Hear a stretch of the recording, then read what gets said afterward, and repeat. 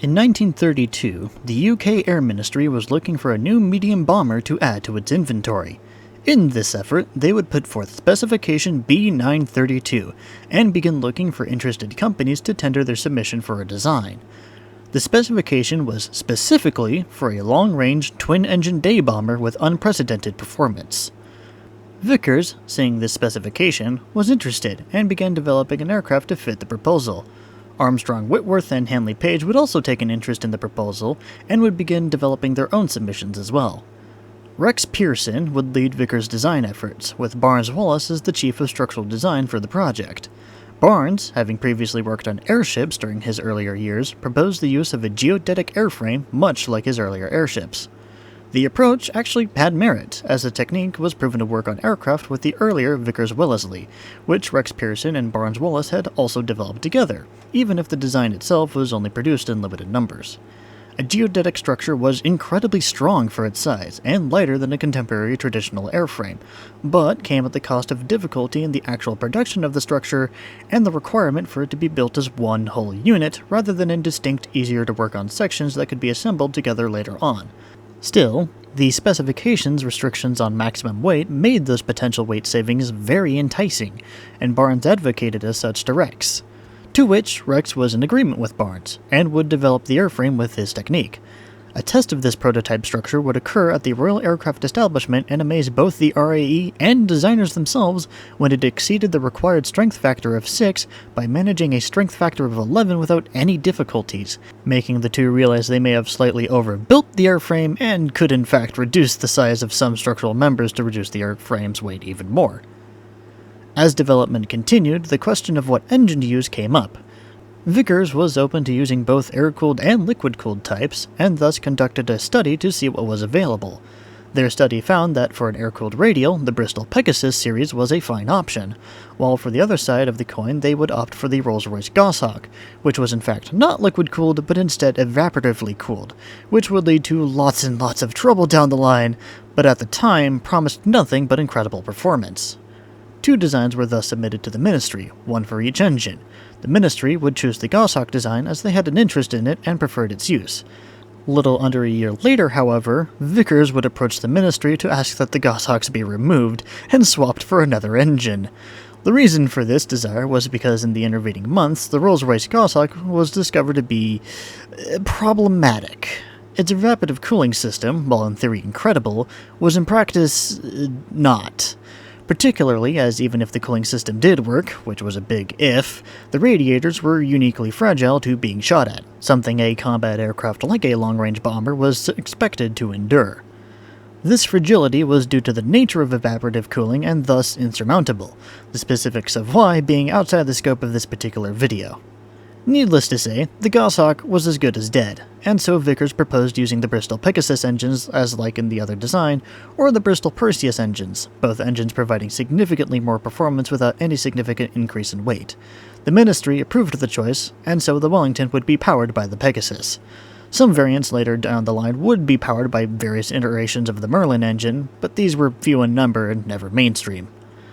Development would continue progressively leading up to the prototype's completion in 1936, being designated K4049.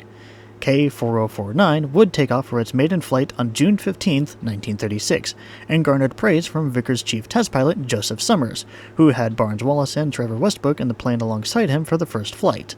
The name Wellington would be applied to the type in September, followed by a proper work order for production on December 12th. The Wellington 1C, which would be the first major production run of the plane coming in at over 2,600 examples, would come in at a length of 64 feet 7 inches, a wingspan of 86 feet 2 inches, and a wing area of 840 square feet. Powered by two Bristol Pegasus Mark ATs, each generating 1,050 horsepower, it could fly 2,550 miles, though whether that is with or without ordnance is unspecified. The maximum speed is listed as 235 miles per hour at an optimum altitude of 15,000 feet, with a service ceiling just above that at 18,000 feet. Defensive armament included 8 303 machine guns, 2 apiece in powered turrets fore and aft, with 1 gun covering each waist and pintle mounts, though these would be removed in later models, leaving just the turrets. The first batch of Wellingtons also included a ventral turret at the request of the Air Ministry, but it was discarded after the first batch due to bomber crews' frustrations with them. Later variants would upgrade the tail turret to be a quad mount of 303s for increased rearward defense. Bomb payload came in at 4,500 pounds, with maximum takeoff weight at 28,500 pounds, a full 10,000 pounds heavier than its empty weight of 18,500 pounds. Though not as outwardly fast as the Handley Page Hampton, which could go slightly faster a bit below it, or capable of carrying as much as the Armstrong Whitworth Whitley, the Wellington was well liked by crews and well received by Bomber Command. Its first sorties would in fact be the day after war was declared on September 4th, 1939, with 14 Wellingtons and a number of Bristol Blenheims bombing German shipping at Brunsbüttel in Schleswig-Holstein. The bombing, however, was ineffective, and 2 Wellingtons would become the first aircraft lost on the Western Front when they were shot down by anti-aircraft artillery. Later daytime bombings would have similar results, with both enemy fighters and anti-aircraft artillery proving a nuisance for the Wellington in its early service, as well as the services of other daytime bombers. This would come to a head at the Battle of Heligoland Bight, where 12 Wellingtons were lost and a further 3 heavily damaged, for the return of an ineffective bombing run against German naval assets and 4 enemy aircraft shot down. This, and other examples of other types, would famously lead Bomber Command switching to night bombing of Nazi Germany, something the Wellington would find itself quite capable at. During the 1,000 bomber raid on Cologne on the 30th of March 1942, 599 of the 1,046 RAF planes deployed were Wellingtons, 101 of which were, amusingly, flown by Polish air crews. Wellington would also be the source for several heroic and amazing stories, with 2 examples including Gary Ellison shooting down a rocket-powered Me-163 Comet and earning a Distinguished Flying Medal, and James Allen Ward smothering a growing fire on the wing mid-flight and saving the plane, earning himself the Victoria Cross. The Wellington flew admirably during the entirety of the war and was produced until the very end, stretching beyond its initial medium bomber role to also include submarine and coastal patrol duties with the Fleet Air Arm, as well as operations with some of Europe's exiled governments such as Poland, Czechoslovakia, and France. It would also flex itself to more esoteric and bizarre roles. One notable example is the use of a diameter magnetic coil to detonate naval mines by flying over them at relatively low altitude. Flying over a massive explosive meant to kill warships and having them detonate underneath you as you fly over is a rather tricky thing to pull off, but the Wellington and its aircrews did well enough to have 2 dedicated mine-clearing squadrons established. The other example was the usage of radar on an airborne Wellington to spot V-1s launched from Heinkel 111s. Wellingtons would direct Mosquitoes and Beaufighters to intercept them, with Beaufighters being assigned the offending bomber, while the Mosquito would down the V-1 should it be launched before the Heinkel 111 was shot down. This was in many ways a very early instance of what we in the modern world would call AWACS, or Airborne Warning and Control System. With the amount of Wellingtons built, a good number were converted or developed for other uses beyond the bombing and oddities mentioned above. Some were developed as dedicated bomber crew trainers, others as cargo aircraft, and some even as one-offs for a whole slew of purposes, from testing engines including turboprops, to trialing systems like radars and 40mm AT guns, to also include general displays of British ingenuity like putting a great big spotlight known as the turbine light on the nose to bring the power of the sun upon any poor enemy aircraft during night operations. By war's end, though it had been replaced by heavier bombers like the Lancaster and Halifax for general bombardment from the home isles, it would see service in the Middle East, the Mediterranean, and even the Far East and India where heavier 4-engine bombers were unavailable. Post-war, Wellingtons would continue to serve auxiliary roles until 1953 when they were fully retired the world over. Though retired in 1953, production would be stopped in 1945 with the war's end, bringing the total produced to a generally agreed upon 11,461 Wellingtons, with the exact number still being debated to this day.